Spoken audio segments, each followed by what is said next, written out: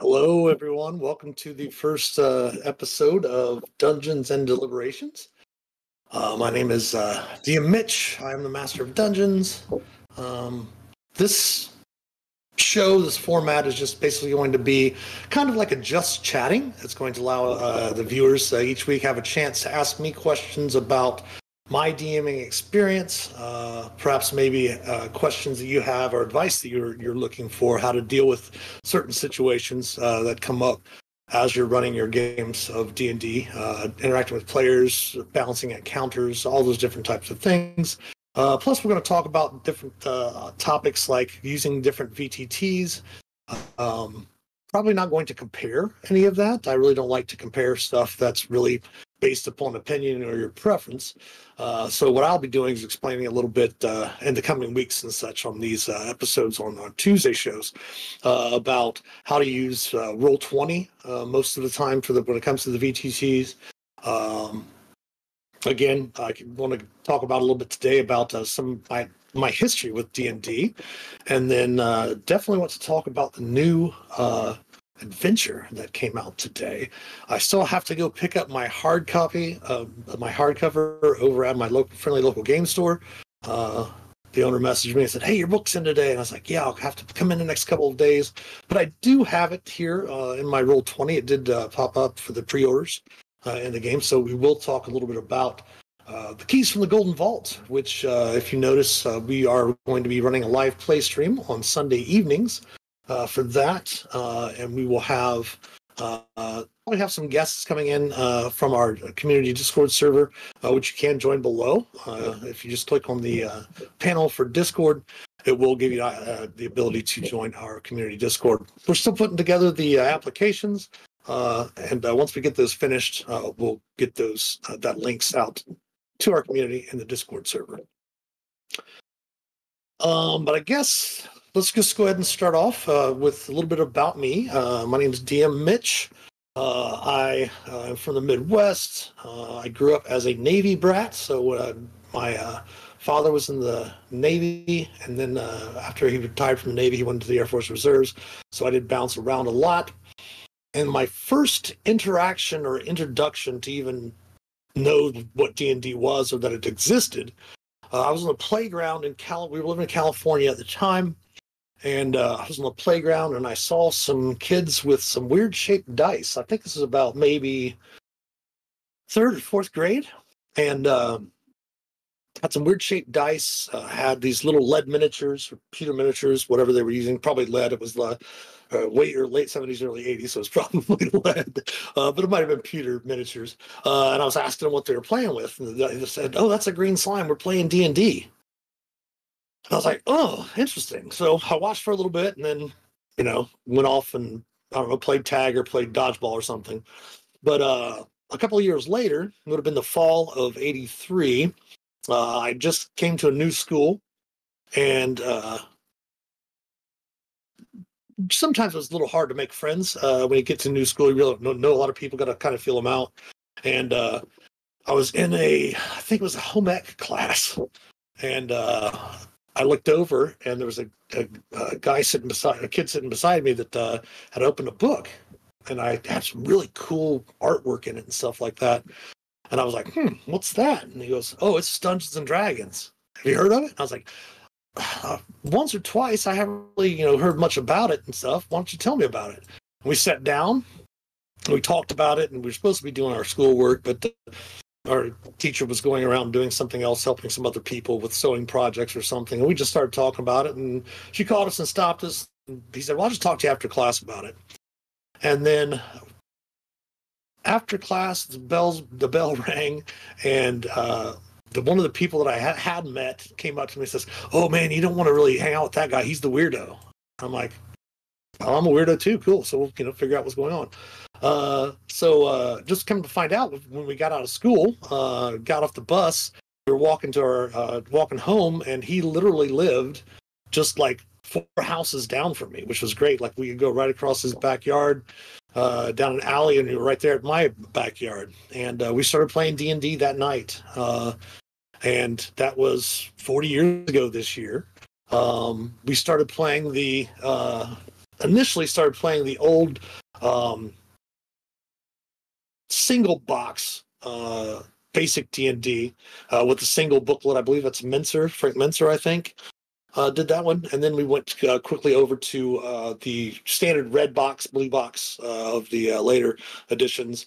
And within a couple of years, we started playing advanced Dungeons & Dragons. And from the get-go, I loved the idea of creating a campaign world. And we used to, of course, once I got into it, I was getting the Dragon magazine, some of the polyhedrons and stuff such like that. And kind of just went from there. One of my favorite articles that I ever read was, of course, by the wonderful Ed Greenwood, entitled All About Elminster. And I would always read everything about the Forgotten Realms and all of the polyhedron magazines, the or Dragon magazines, things like that. And was just really inspired because at a young age, I loved, even when I was in elementary school, I think I was in fourth or fifth grade when I read The Hobbit. And my uncle got me into The Hobbit and Conan and King Arthur and things along those things of that nature. And finding this game as a creative outlet was mind-blowing to me. And so from the get-go, I started creating my own campaign world, which is still around. I do still run games in there occasionally for it. I was updated every time a new edition of Dungeons & Dragons comes out, and that's kind of how the ages in my campaign world go through the different age. Like first age would be first edition D&D, second age, second edition, and so on. Fourth edition is just a great darkness fell over the land because I was not a huge fan of fourth edition. Played a few sessions of it, and I was like, I'm just going to go back to 3.5 for now. And then when fifth ed came out, it was great. But yeah, just the ability to create my own campaign world, and then it got me into mythology. So obviously starting off with the Greek mythology, reading the old deities and demigods books, and then the legend and lore and such. And then once Forgotten Realms started becoming regularly published by D&D and TSR at the time, along with, of course, Greyhawk, one of my favorite, one of the classic game worlds. Obviously not as much detailed as the Forgotten Realms has become over the last few decades because of the amount of stuff that's set in the Forgotten Realms. I mean, I think the last time they were back into Greyhawk was third edition, where they did put the standard deities that were in the player's handbook did come from Greyhawk deities. I believe there's a couple, of course, if anyone plays Critical Role, you play in Exandria, any of the wild mount such things called Netherdeep, you'll notice that some of those deities are a mix and match of different campaign worlds. You have Pelor, who is from Greyhawk. Of course, Bane is from the Forgotten Realms. Grumsh is a standard through a lot of different. I believe Grumsh might have started in Greyhawk. Don't quote me on that, but has also just become an overall deity of the orcs. So yeah, welcome in, chatters, or viewers, I should say. Looks like we're up to 8 viewers. If you have any questions about stuff, let me know. And I can try to answer them here in chat. Just ask them here in chat, and I'll see what I can do for you.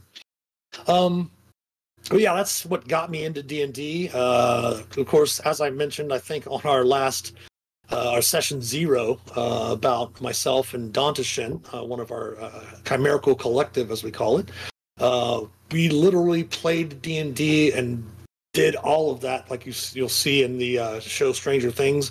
We were literally that age, literally in those grades, and now, of course, we didn't go into the upside down. We didn't have to fight, real demons or real, demigorgons and stuff. But we were playing D&D at that time, and all of that. Ed Greenwood, yeah, Dragonlance. Yes, I definitely loved the Dragonlance stuff. I didn't really play a whole bunch of the adventures. The other thing I found out, which I did not find this out myself until this past Gen Con, as Margaret Weiss and Tracy Hickman had a panel discussing their new trilogy that they're coming out with, the Dragonlance. I did not realize that the novels were actually written to be adaptations of the adventures So I think that the adventures were written prior to them starting the novels. And that was pretty interesting because I loved the initial trilogy from the Dragons of Autumn Twilight, Winter Night, Spring Dawning. Those were just amazing stories. Matt, what's your favorite published adventure? Any edition, official, or organized play module? My favorite published adventure, and it's probably because it's the very first adventure that I ever played, was Keep on the Borderlands. Keep on the Borderlands. It came in the old basic box sets from back in the day. I think Goodman Games even came out as one of their first products that they came out with them doing kind of going back and revisiting all of those older adventures. But Keep on the Borderland was amazing. I think back in there, we actually, our party took over the Keep, and it was like going to be our castle then, and going through all the different caves of chaos and stuff was really a whole lot of fun. But yeah, I'd have to say Caves of the Keep on the Borderlands would probably be my favorite. Organized play, my favorite adventure is written by one of the AL admins, Travis Woodall, and it's called 1,000 Tiny Deaths. It's only like a 2-hour module, I believe, but it is filled with kobolds. I don't want to give any spoilers away for the story, but it's literally called 1,000 Tiny Deaths. 1,000 Tiny Deaths or 1,000 Tiny Cuts, something like that. I can't remember the exact title of it. But for organized play, that is probably my favorite adventure that's come out from the Adventurers League writers so far. I'm partial to a couple of my Adventurers League titles. One of them actually is not going to be published because it's a special for the Moon Sea series that's done by Baldwin Games. But I was really proud of that one. It's called For Seraphal We Stand, which was the first of a trilogy of tier 3 modules that was leading up to the conclusions of the Moonshae Rising Shadow storyline. Occasionally I get to run it when we visit back to the Moon 17 trilogy, but the Moon 17 special is what starts those off, and I'm actually really proud of that one because I think it reminds me I used a lot of my own inspiration from my favorite adventures.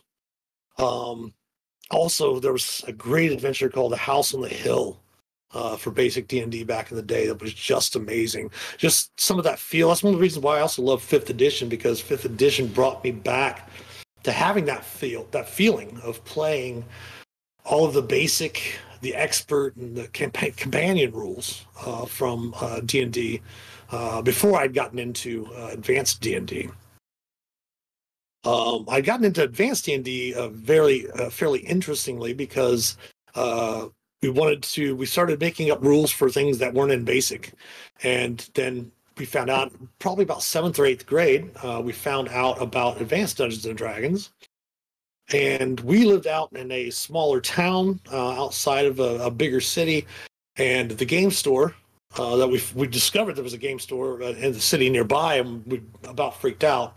And it was on a college campus. It was we were able to go in there when we were younger, 7th, 8th grade, and they had like incense burning and other stuff going around. But all the college kids, and then had all these different types of games, all the different magazines, all the different supplements, board games. Not a whole bunch of board games, but a lot of miniatures, miniature-based things. I actually met a guy who worked with Chaosium. His name's Steve Lortz. He created a miniature game that we used to play a lot called Perilous Encounters.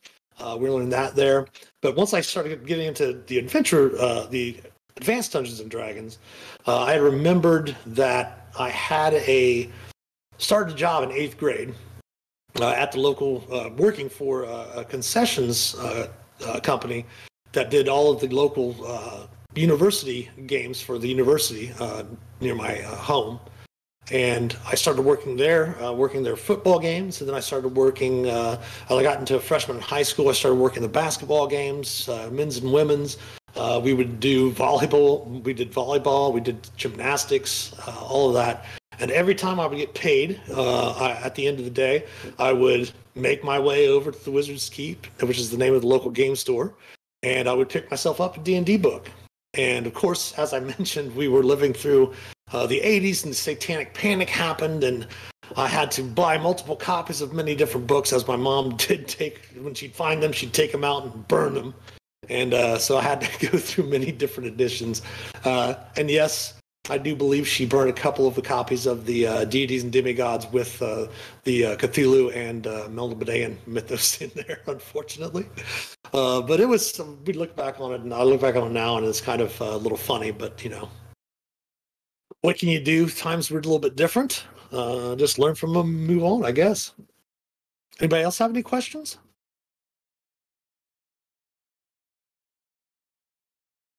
Never played Keep on the Borderlands.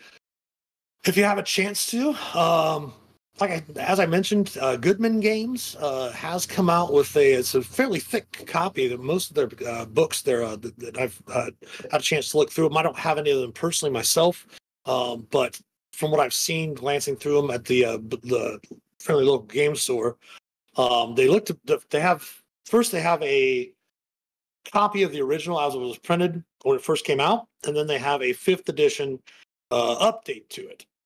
So if you had, there's probably not a whole bunch of different feel to it, because as I mentioned, 5th edition definitely has that back to basics, old school feel of D&D to it, and it makes it more, obviously has a little bit more rules, but it does make it more accessible to more players.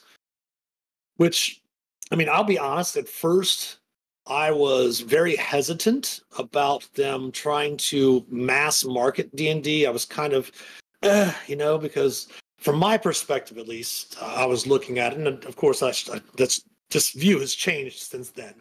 But I was always worried about, D&D, when I was playing it back in the day, was the group of misfits. They were the kids that were smart, that would maybe get to go to a special class every week to, for gifted or talented stuff. Kids that were bullied, things along of that nature that didn't really fit in with everyone else. I was lucky because I was in athletics. I did play football and basketball, ran track, and played baseball in the summertime and such. But at the same time, because I grew up as a Navy brat, I pretty much got along with everyone. And I just happened to hang out more with the what we were called the geeks and nerds and stuff. So I was worried that mass marketing D&D was going to put people in situations where that jock at school that bullies the nerd then comes to the FLGS and is sitting across from that kid playing D&D. So you're kind of subjecting that kid to that situation. But then I thought about it and was, thought about it a little bit more. And I was like, well, wait a second. That completely gives them a chance to have the bonding experience themselves over using their imaginations and being able to relate better to one another. So that kid that plays sports that didn't understand this smart kid or whatever, I'm not saying put anything bad about jocks. Like I said, I was a jock as well. But it gives them a chance to see each other in a different light than just judging a book by its cover. It also allows them to role play and, try to play things from a different point of view. That's why I always challenge players to play something out of your comfort level. Play a character that you haven't had a chance to play, a character class you haven't had a chance to play before. Play a character that might have different views on the world than what you do. Because D&D, I think, gives people the chance to grow, if they're not already, to grow to become more open-minded, looking at things from other people's viewpoints. I think it allows you to be more accepting. I think it allows you to be more open to different walks of life. I love the fact that we're getting a lot more focus on LGBTQ plus players, because they've been around the whole time. It's just that they're finally feeling hopefully comfortable enough to be join the community and be themselves, because that's all everybody wants to do, is they just want to be themselves, and there's nothing that should stop someone from being themselves.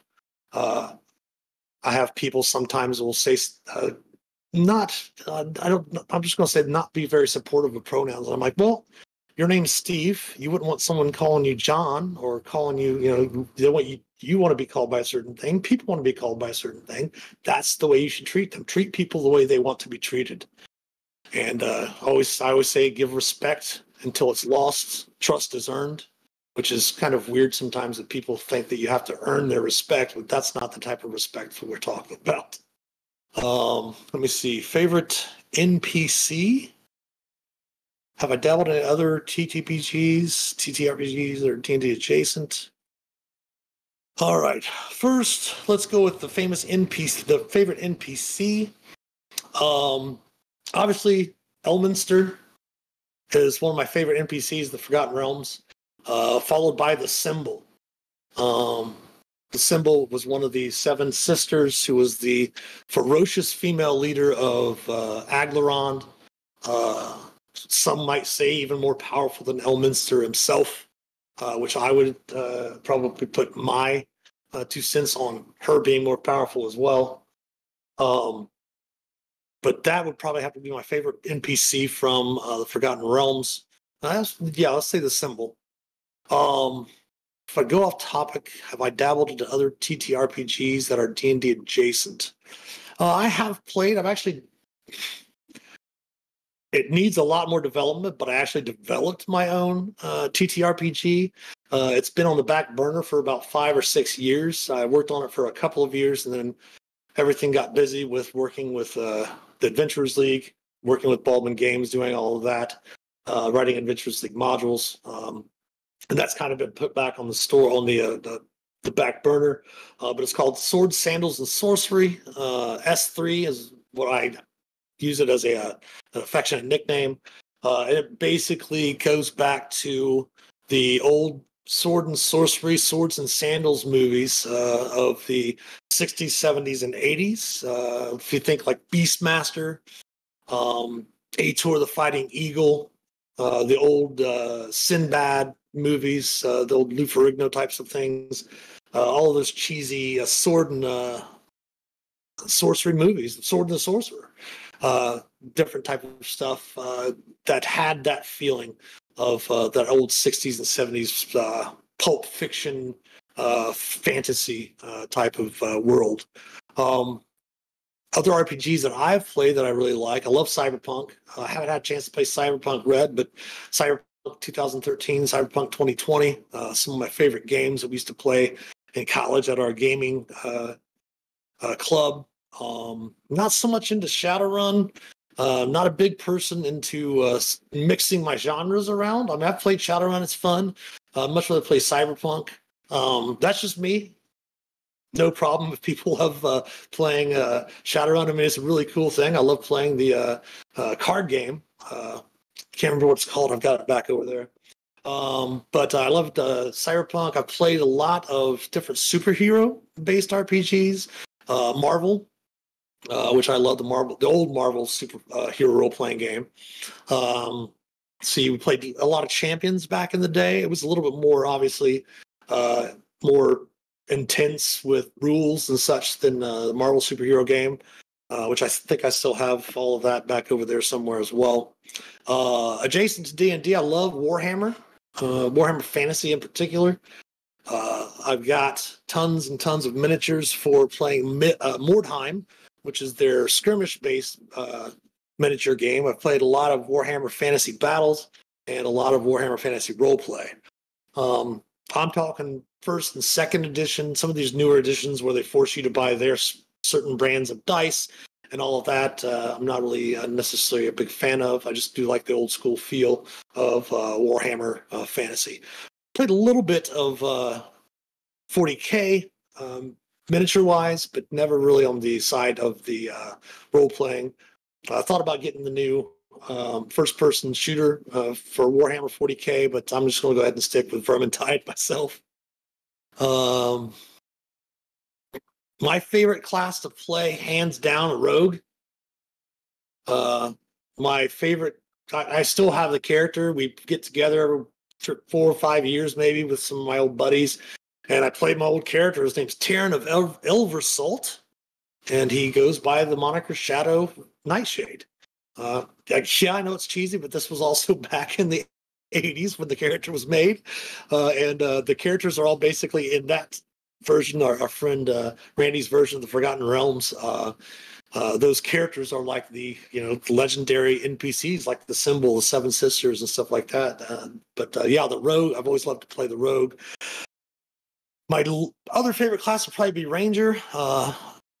But I don't like the Ranger that sits in the corner and like broods and like wants to be all standoffish. I know a lot of players want to initially play a Ranger in that manner, but if you think back to the Lord of the Rings films, Strider is only in the corner for a brief moment before he comes out and says, "Hey, I'm Strider," and he comes at the front and becomes the hero and the leader.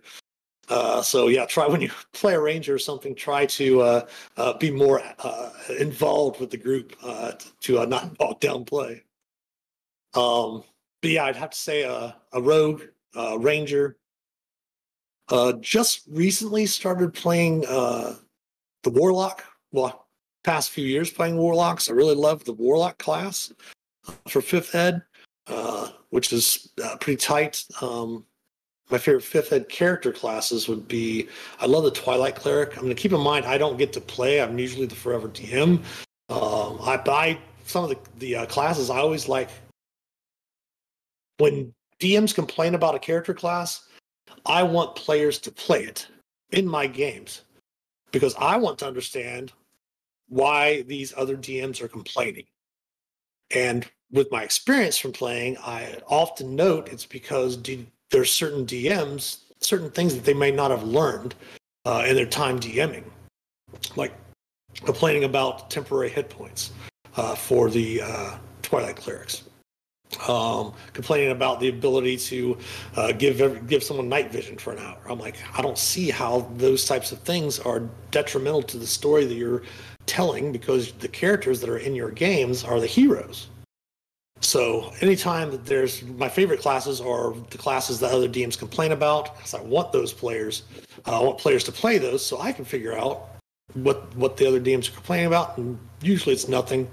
It's just something that the DM needs to work on themselves to better figure out how to deal with certain characters' power, certain characters' abilities, something along of that nature.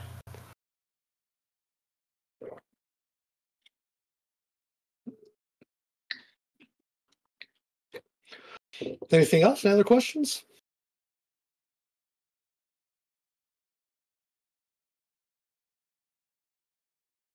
To go back off topic about some other TTRPGs, when we were talking about like the D&D adjacent stuff, that's one of the reasons why I was working on the Swords, Sandals, and Sorcery game system, was because my favorite, probably my all-time favorite D&D setting, but if it came out now, it'd be a little cringy unless they changed a lot of the rules, was Dark Sun.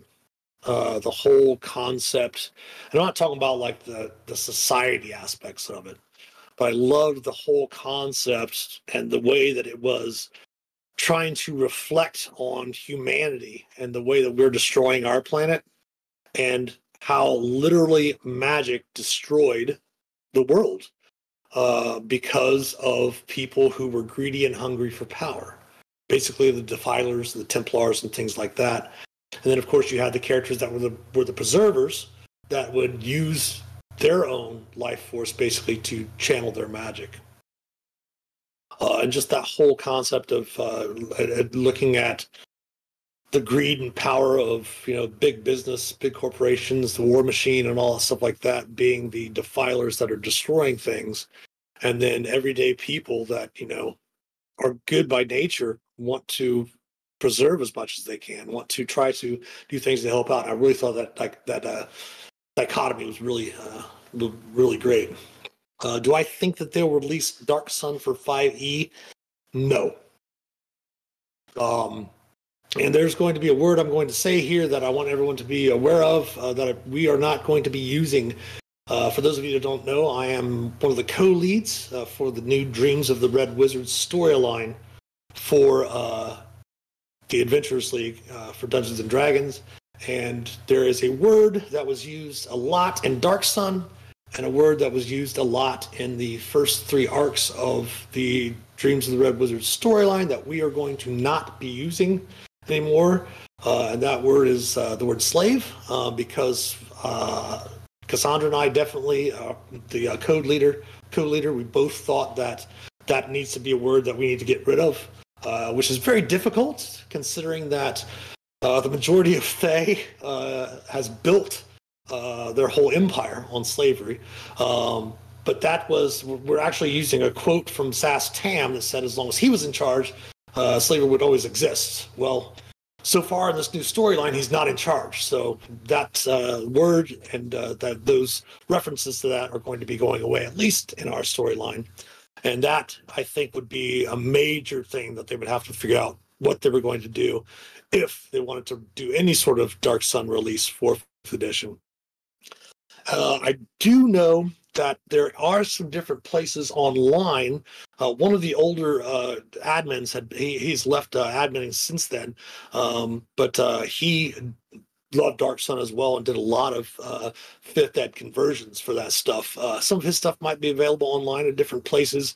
I know that he's got a group. He's a professional DM as well. I know that he runs some professional games for his conversions of Dark Sun. Hello, Papa Squats, welcome in. Not much, just talking a little bit about my history with Dungeons and Dragons, how I came into it, just discussing some different questions from everyone, NPCs, different types of my favorite adventure, favorite NPCs, things like that, class. And then talking about just stuff in general. Here in a little bit, though, I am going to kind of touch over the awesome new book that came out, Keys from the Golden Vault. I do have it from Roll20. I have it pulled up in here, and I am not going to do any spoilers, but I do have a few things to talk about with Keys from the Golden Vault. As many of you might have heard on our announcement stream and from last week when we did our session 0 for our Keys from the Golden Vault live play game on Sundays, we will be running AL rules. So basically what we're going to have to do is we're still going to follow the AL rules for the games that we run. We might have to go back and do a little bit of retroactive changing of certain things that the characters are awarded, because we did have an announcement today from Chris Tulak, who is basically in charge of the Adventurers League, and he actually works with us with Baldwin Games as well. And he said that Keys from the Golden Vault contains 13 standalone adventures centered around heists, perfect for one-shot play or inserting into a D&D Adventurers League campaign. The adventure guide for running these adventures as part of the D&D Adventurers League will become available mid-March. Check out the Adventurers League channel on the official D&D Discord for the content.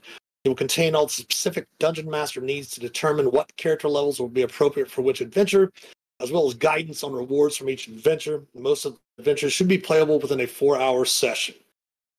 So basically what we'll do with our live play game, we stream for 3 hours, so we'll probably get in about 2 hours of gameplay content-wise that we'll be able to actually expand a little bit on. And each adventure will be basically two parts. We'll do one part 1 week, and we'll do the second part the second week. And as we mentioned, we will have a application available here the next week or so, hopefully maybe by the end of this week. We'll just have to go over and make sure that we have all the questions on there that we want, so that we can post that link for the application into the Discord channel for the community. That way some of the community members might apply. And now again, depending on how many applications we get, I don't want people to feel bad if they aren't chosen early on. But we will try to do our best to try to get everyone that is interested in streaming on the show with us into the games. A little bit of news about it, which was really cool about this announcement, was that most Keys from the Golden Vault adventures will be playable in the Forgotten Realms and Eberron D&D Adventure League campaigns. Prisoner 13, the pre-release one that they released out before it became available, before Keys from the Golden Vault became available on D&D Beyond, Prisoner 13 will only be playable within the Forgotten Realms setting. And it's set specifically within the Forgotten Realms. And then Reach for the Stars and Acts from the Grave, some of the titles of the adventures, will also be playable within the Ravenloft campaign, as those adventures both thematically fit that setting. So that was the announcement that was announced earlier today. Check the chat. What are my hopes for the future of D&D? Oh, that's a toughie. It's going to be interesting. Obviously, one D&D is going to be great, I think. It's just as long as they don't go too much into what people on Reddit say versus what people that actually play all the time say. I'd like to hear from the community, from our Discord server, because many of you play multiple games during the week and play a lot. My concern is that someone that doesn't play very often has an opinion about something, which is great that people have their opinions. That's awesome. But at the same time, they're making their opinion based off limited information. Which is why, like, for example, when it comes to DMing, when we have a new DM that comes to our organization and wants to run at a convention, sometimes, especially if the DM's been running for like 20 years, they get a little frustrated because they don't feel that they need to go through the different types of trainings that we're explaining to them. That we want to, they have to go to this meeting, they have to go to this meeting.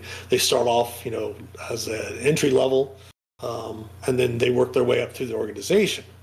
And the problem is that the guy will come in and say, well, I've been DM for 20 years. It's like, really? Yeah, that's really awesome. How often do you play? It's like, well, my group meets every week on Friday nights, and we've had the same group for 20 years. And I'm like, well, that's great, man, but I just want to explain something to you here too, okay? You've been running for 20 years with just one group. So you know that group very well. That group knows you as a DM. The problem is when you come to a convention or a game day at like a local game store or want to run something online, you're going to be encountering brand new players that do not know you and you do not know them. And you're going to have to go through everything that we're teaching you in order to play for that, to play with new people. And then they kind of like, oh, I never thought of it that way. So it's, again, like I said, the whole thing of having an opinion about something with limited information. I cannot say what my opinion is for one D&D. I hope that it's going to be good. I hope that everything that we've all purchased, whether it be on D&D Beyond, the hardcover books, or purchased on our different VTTs, will still be compatible as they have promised to one D&D. I really hope so. I am, again, I'm iffy about the direction that Hasbro wants to take it, because when big corporations get their mitts on smaller things that are very popular, they end up finding a way to destroy them and exploit them for coin. And then once they get their money out of it, they just discard it to the side and move on to something else. It's just that, as I mentioned, that big corporate engine thing we talked about earlier. So hopefully Wizards will be able to still maintain their protectiveness over it, which is great. Like I said, the whole discussion of the OGL being done finally seems like it came from inside Hasbro and not specifically from inside WotC wanting to change stuff, which I can't blame a corporation from wanting to make money off of what they own. That's understandable, but at the same time, I mean, keep in mind your base. I mean, people canceling all of their D&D Beyond accounts in protest. I think definitely it shows that the community, and how powerful the community is, which is great. So hopefully D&D will stay very similar to the way it is right now, because from playing all of the different editions, I think that 5th Ed, even though it still does have a few things here and there, I think myself, from my experience, that 5th Ed is one of the better versions that's come out so far. But looking at, I've got my Roll20 up room, my Roll20 room up here. to look at some of the stuff. We got about 15 minutes or so left. I can read, not going to give any spoilers away, but going to look at some of the stuff that's in the book. Here on the rules part, it says for a collection of heists is what this is. Keys from the Golden Vault presents 13 Dungeons & Dragons adventures that feature heists. In each adventure, the characters receive a mission, plan the job, execute their plan, and try to escape the scene. You can run each heist as a standalone adventure or as part of a larger campaign. Each adventure can be adapted to take place in any campaign setting you wish. That's what they said. That's under using the adventures. And I can already see that Rule 20 did the thing. Let's go ahead and change that because I've hit using the adventures and I brought up the Candlekeep Mysteries. So we'll go to Keys from the Golden Vault. There we go. Says the Heist Adventures table summarizes the adventures in this anthology. Each adventure is designed for 4 to 6 characters of a particular level and adheres to the following narrative structure. It looks like the characters will receive a mission briefing and recruited to undertake a specific job. In most cases, this involves procuring an object. Then the characters will plan the heist. The characters investigate the heist location, learn about the obstacles they need to overcome, and strategize about completing the job. Each adventure includes a way for the characters to create or obtain a map of the location. That's pretty cool. Then execute the heist, the characters enact their plans. Unforeseen complications often arise during the stage.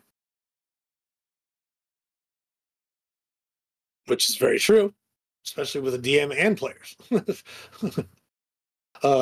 Concluding the heist, the character's success determines their reward and how the story might progress beyond the main adventure. These short adventures work best with players who enjoy the heist genre. In addition to thrills, drama, strategizing, and twists, each adventure includes opportunities for exploration, roleplay, and combat, the 3 pillars of 5th edition, which is great. Let's see. Talking about creating your heist crew. It does mention, which I really like, for the characters, they will definitely need to practice teamwork. I think that's great for the community at large, because it is really hard when you're an AL player, you come to a game, especially at a convention or online, like our virtual D&D weekends. Those tickets went on sale, by the way.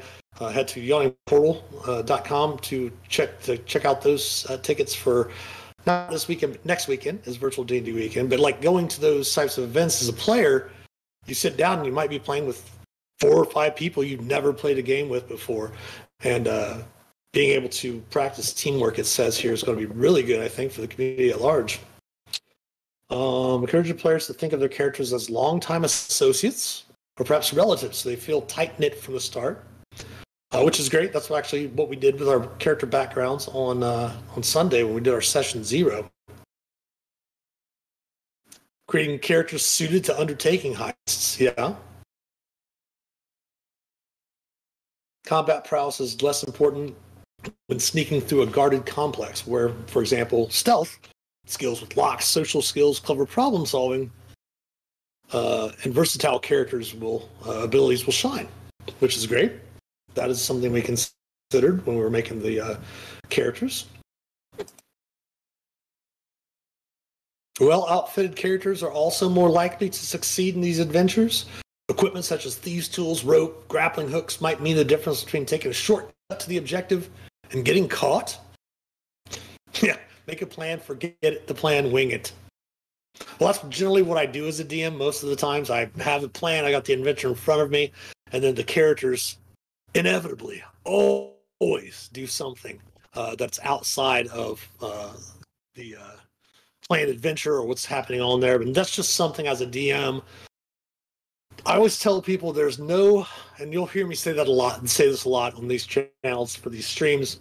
There is no one thing I can tell you that is going to make you a awesome dungeon master overnight. The only thing I can tell you that will, I believe, make you a better dungeon master over the long haul is to play games. Run games. Run for your friends. Run for your family. Run at your local game store. Go down to your game store and say, hey, what's the D&D day on here? Is there any D&D? Is there a D&D day or night that you play? If there's not, set one up. If you're in school, set up a gaming club. At your school, at your college, wherever, you can talk to your work buddies. There's probably tons of people that that play D&D that they don't know you play. Sometimes new people. I mean, I always wear D&D shirts everywhere, and people are always like, "Oh, you play D&D?" And I talk to them about Master of Dungeons. I talk to them about Baldwin Games. Talk to them about the game itself. And some of these people I chat with every once in a while again, and some of them I actually play D&D with online. But yeah, it's one of those things that you, as a DM, make a plan, forget the plan, wing it. The winging it part is what a lot of DMs I find have a little bit more difficulty with. I think I took better to it myself because I was in drama in high school and college. I'm a musician. I was a DJ and karaoke jockey. So, having to improv and think on the fly is something that is a kind of a difficult skill to learn. But again, practice makes perfect. Play games. Run more games. Run more games with a diversified group of players. It's completely awesome that you have a weekly game that you play with, your 5 buddies and, different people it's a different thing when you're running for, new people all the time. So that will also actually help you make you a better dungeon master as well.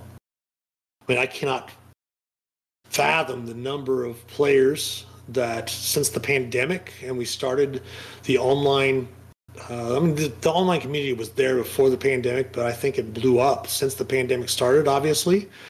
And since I started running professional games in May of 2020, I mean, I could probably figure it out. It would take a lot of time and research, but it's got to be over 1,000 different players that I've ran for since the pandemic started, whether it be at virtual D&D weekends, conventions online, conventions in person, special events for different companies, whether it be going up to GaryCon to run for an independent publisher or running events for Blossy employees for launches for some of these games. So yeah, play with a diversified group of players. Always try to find more people to play with. But yeah, so back to the campaign of heists. You'll be able to combine the adventures to form a campaign. Each adventure would be an episode of the campaign with you filling the details of the characters' stories between jobs. Yeah, DJDM, yeah, exactly. Well, the thing was that when I was doing musician stuff, I played once every month or so. Once I started doing that for a living, but then once the pandemic hit, I couldn't do any of that anymore. I couldn't play music. There's none of the bars or restaurants or anything like that I would play. None of all the events like fairs and stuff were canceled. So I just said, well, let's go back to D&D. I've loved D&D all my life, and that's where I'm at now. So you can combine the adventures in this book to form a campaign. Each campaign would be an episode, or each adventure would be an episode, and then you would fill in the details of the character stories between jobs. If you go this route, encourage the players to create a crack team and a base of operations, a supporting cast of allies, and other hallmarks of a heist crew. Have your group decide on these details before play begins so the adventure progress is seamless. To ensure characters are always prepared for the next heist, make sure their level matches the heist level, as shown as the heist adventures table. For example, the characters should be 2nd level before undertaking the Stygian Gambit. So, yep, that's what we were planning on doing anyway, making sure that all of the characters are of the level for each one. Then it goes on to talk about the Golden Vault itself. I don't want to really give any spoilers away for everyone, so I'm going to go ahead and kind of skip over some of that. That way, if you pick it up on Roll20, the hardcover, you have it on D&D Beyond, you'll have a chance to read through it, and I won't spoil any of that for you. But it does seem that the Golden Vault is an organization that you will be working with as with your characters. Does look as if they can also help the characters as well.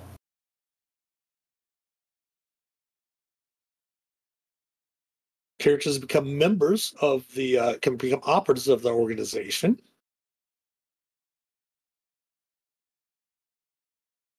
It goes on to talk about the NPC that kind of get like the quest giver, a little bit about that as well.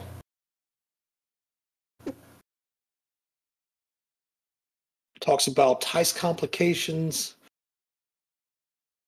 Moving MacGuffin is discussed in one of the headings, which is great. So for those of you that might have played Call of the Netherdeep, they had introduced a mechanic in Call of the Netherdeep called Rivals. And it does appear that the Keys from the Golden Vault, there will be a rival crew. Which is interesting. I'm not going to, again, no spoilers there. I'm not going to give away their names or what they do. Very nice.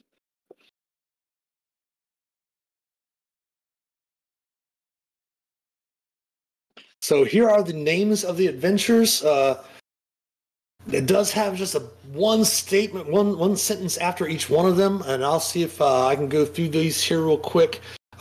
Just like a description, it's not really, doesn't seem to be any sort of spoiler or anything like that, but there's the Merkmeyer Malevolence, level 1, retrieve a mysterious egg ensconced in a museum to avert disaster. Adventure 2, the Stygian Gambit for level 2, rob a Nine Hells themed casino built with stolen money. Reach for the Stars, level 3, search for the Celestial Codex in a mansion warped by the Far Realm. More Far Realm stuff. Prisoner 13, of course, is out on D&D Beyond. Level 4, obtained a key to a vault from a spy master imprisoned in Revel's End up in Icewind Dale. Talkworth's Clockworks. Level 5, liberate a Svirneblin town besieged by clockwork automatons. That would be fun for some of our characters, as characters in our crew have our 2 Svirneblin. Masterpiece Imbroglio. Infiltrate the Thieves Guild to retrieve a stolen painting. That's for level 5. Level 6 is Axe from the Grave. Recover a stolen mandolin to lay a dead bard's spirit to rest. Bitterant's Vault, level 7. Retrieve a stolen diadem from the vault of a notorious thief. Shard of the Accursed, 8th level. Use a magic shard to mend a giant's broken heart and save a town from destruction. Sounds cool. Heart of Ashes, level 8. Retrieve a king's heart to save his kingdom from a terrible fate. Affair on the Concordant Express. Level 9. Obtain information from a stranger traveling aboard an interplanar train. Interesting. For some reason I thought Rick and Morty. Party at the Palisade Hall, level 10. Snatch a diamond from an archmage in the Feywild. And then finally, the last adventures for level 11 characters. Fire and Darkness, Rest the Book of Vile Darkness from Afridi and his lackeys. Wow. That sounds really cool to cap off the last adventure. Well, so that's really cool. It gives you an idea of what the heist adventures are going to be. Since they are, like I said, 4-hour adventures, we're probably going to, for our streams from the Golden, or Keys from the Golden Vault, on Sunday evenings, since we stream for 3 hours, we're going to break those down into part 1 and part 2. So this Sunday we'll have part 1, and we'll probably be able to figure out like base of locations. I'll take a little bit of time to read up a little bit more on this. Probably not tonight, because I do happen to have a game that I'm from some client game here in about an hour or so, about 8 o'clock. So I'm going to have to hop off of here in a few. We are running the Dragonlance campaign, so they're into their 3rd session this evening. But we'll be able to definitely break those down into 2 hours, 2 parts. So this Sunday we'll have the first part of the Merkmeyer Malevolence, and we'll figure out where the characters are going to base their base of operations during the beginning. Most likely, I think that I'm going to go ahead and set this in the wonderful city of Waterdeep. We do have Waterdeep Dragon Heist. We do have Waterdeep Dungeons of the Mad Mage. So we do have a lot of information about Waterdeep that we can intermix into the keys from the Golden Vault. That way we can have more detailed, story-rich environment to plant these. That's what it's looking like so far. So that will be a lot of fun.